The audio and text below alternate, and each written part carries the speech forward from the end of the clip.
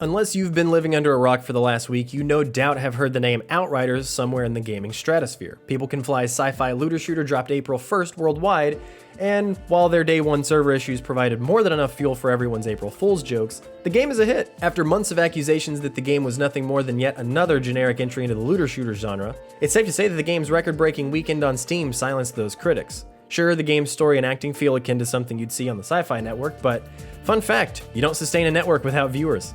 Turns out there's a lot of people that dig a good sci-fi romp. Unlike most of its looter shooter cohorts, Outriders sports a solid 25 to 40 hour campaign packed to the brim with a truly jaw-dropping number of enemy types, environment biomes, and, as you'd expect, guns. And while that's all noteworthy and should be applauded, I'll save the praise for the major review sites. I'm here to tell you that the game's success was not due to the gameplay alone, but also their incredible transparency and community-driven attitude from the marketing jump. To be clear, the game is fun as hell, the loot is all significant, combat is incredibly satisfying, and the character classes, juxtaposed with the enemies in Gears of War-esque arenas, are all what make this game sing. It also doesn't hurt that the game was a day one addition to Xbox Game Pass. As good as that all is, the true commendation is that I have never seen a team in such constant communication with their community like People Can Fly were with Outriders. Outriders flew under the radar when it was first announced in 2019, but as the release date crawled closer, they began hosting their Outriders broadcast series. This series covered everything from the game's single-player story to the loot dynamic and Outrider abilities. It was incredibly rare to leave one of those live streams with more questions than when it started.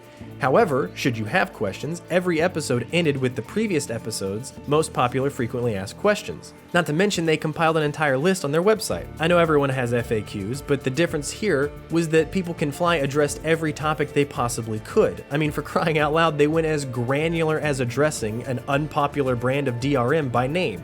But all that was just the tip of the iceberg. People Can Fly continued to post a substantial stream of information and updates via social media, including several 15 to 20 tweet-long threads outlining everything PC players needed to know, how loot and perks would work in the game, and what to expect out of the game's upcoming demo. And if that social presence wasn't enough, the real winner was the demo version of the game on February 25th was far more than an overly promising vertical slice. The demo literally allowed players to experience the beginning hours of the game up to level 7 and world tier 5.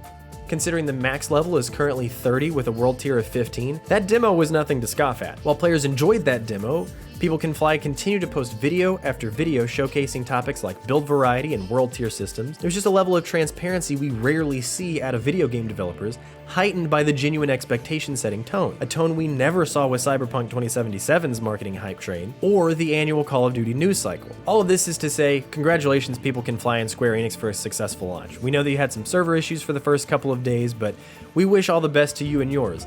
And, speaking of those server issues, they were on their Twitter updating it almost every half hour, reassuring players that that game was going to be back online and better than ever as soon as possible, even on Easter weekend. Let that sink in. People Can Fly deserve some praise, other developers making the games that you love deserve some praise, so get out there and spread some positivity. Thank you People Can Fly for prioritizing consistency, transparency, and a dedication to communicating even when the going got tough. More developers, and companies for that matter, could learn a lot from you. If you like this video, make sure to hit the subscribe button and that bell icon to stay notified with every video that we upload, as well as head over to positivedistortion.com.